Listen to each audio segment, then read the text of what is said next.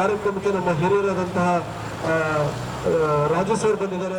ಕಗ್ಗದಾಸನಪುರದ railway gate ಬಳಿ ಸುಗಮ ಸಂಚಾರಕ್ಕೆ ಅನುಕೂಲ ಮಾಡಿಕೊಡುವ ಮೂಲಕ ನಿಸ್ವಾರ್ಥ ಸೇವೆ ಸಲ್ಲಿಸುತ್ತಿರುವ ಸಂಚಾರಿ ಪೊಲೀಸರಿಗೆ, ಹೋಮ್ ಗಾರ್ಡ್ಗಳಿಗೆ, ರೈಲ್ವೆ ಗೇಟ್ ಕೀಪರ್ಗಳಿಗೆ, ಟ್ರಾಫಿಕ್ ಗಾರ್ಡನ್ಗಳಿಗೆ ರಾಘವಿ ಚಾರಿಟಬಲ್ ಟ್ರಸ್ಟ್ ಮತ್ತು ಫೌಂಡೇಶನ್ ಕಗ್ಗದಾಸನಪುರ ಹಾಗೂ ಸಾರ್ವಜನಿಕರು ಅಭಿನಂದಿಸಿದ್ರು. ಬೆಂಗಳೂರು ಸಿಟಿನಲ್ಲಿ ತಾವೆಲ್ಲ ನೋಡ್ತಾ ಇದ್ರಿ ದಿನನಿತ್ಯದ ಸಂಚಾರ ದಟ್ಟಣೆ ಯಾವ ಥರ ಆಗ್ತಾ ಇದೆ ಅಂತ ಹೇಳಿಬಿಟ್ಟು.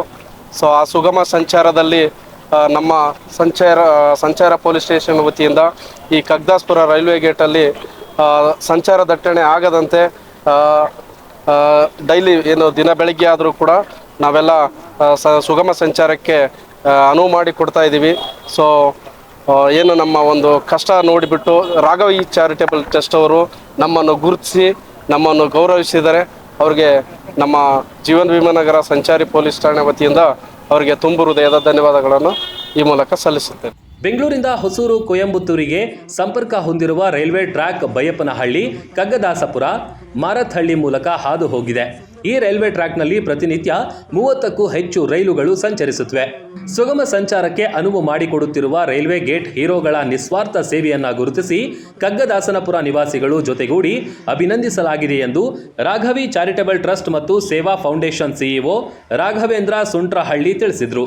ಈ ದಿನ ಏನು ಕಗ್ಗದಾಸಪುರದ ಸಾರ್ವಜನಿಕರು ಹಾಗೂ ರಾಘವಿ ಚಾರಿಟಬಲ್ ಟ್ರಸ್ಟ್ ಅಂಡ್ ಸೇವಾ ಫೌಂಡೇಶನ್ ವತಿಯಿಂದ ಸುಮಾರು 16 ವರ್ಷಗಳಿಂದ ಕಗ್ಗದಾಸಪುರದ ರೈಲ್ವೆ ಗೇಟಲ್ಲಿ ಹಗಲಿರುಳು ಸಾರ್ವಜನಿಕರ ಸೇವೆಯನ್ನು ಮಾಡಿಕೊಂಡು ಬರ್ತಕ್ಕಂಥ ನಮ್ಮ ಸಂಚಾರಿ ಪೊಲೀಸ್ ಸ್ಟೇಷನ್ ಜೀವನ್ ಭೀಮನಗರದ ಏನು ಸಂಚಾರಿ ಪೊಲೀಸರು ಹಾಗೂ ಬೈಪ್ನಳ್ಳಿಯ ಹೋಮ್ ಗಾರ್ಡ್ಸ್ಗಳು,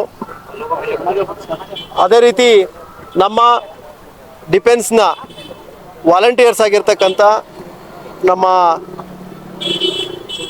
3 ಜನ ನಮ್ಮ ಯುವಕರು ಏನು ಟ್ರಾಫಿಕ್ ವಾರ್ಡನ್ಸ್ ಅಂತ ಏನು ಕರಿತೀವಿ ಅವರು, ಹಾಗೂ ಹಗಲಿರುಳು 24/7 ಅವರ ಕಣ್ಣನ್ನು ಮುಚ್ಚಲಿಕ್ಕೆ ಸಾಧ್ಯ ಇಲ್ಲ ಅಂಥ ಒಂದು ಸ್ಥಿತಿಯಲ್ಲಿ ಇದ್ದು ನಮ್ಮ ರೈಲ್ವೆ ಗೇಟನ್ನು ನಿರಂತರವಾಗಿ ಈಗ ಹೆಚ್ಚು ಕಡಿಮೆ 20-25 ಟ್ರೈನ್ ಓಡಾಡುತ್ತೆ ಇಡೀ ದಿವಸಕ್ಕೆ. ಸೊ ಆ ಟ್ರೈನ್ಗಳು ಹೋಗು ಬರುವಂಥ ಸಂದರ್ಭದಲ್ಲಿ ಆ ರೈಲ್ವೆ ಗೇಟನ್ನು ನಿರ್ವಹಣೆಯನ್ನು ಅಚ್ಚುಕಟ್ಟಾಗಿ ಮಾಡ್ತಕ್ಕಂಥ ಗೇಟ್ ಕೀಪರ್ ಇರ್ಬೋದು, ಇವರೆಲ್ಲರಿಗೂ ನಮ್ಮ ಎಲ್ಲ ಸಾರ್ವಜನಿಕರ ಒತ್ತಾಯದ ಮೇರೆಗೆ ಅವರಿಗೆ ಒಂದು ಗುರುತಿಸಿ ಗೌರವಿಸಬೇಕು ಅಂತ ನಾವು ಅಂದ್ಕೊಂಡಿವಿ ರಾಘವಿ ಚಾರಿಟಬಲ್ ಟ್ರಸ್ಟ್ ಅವರು.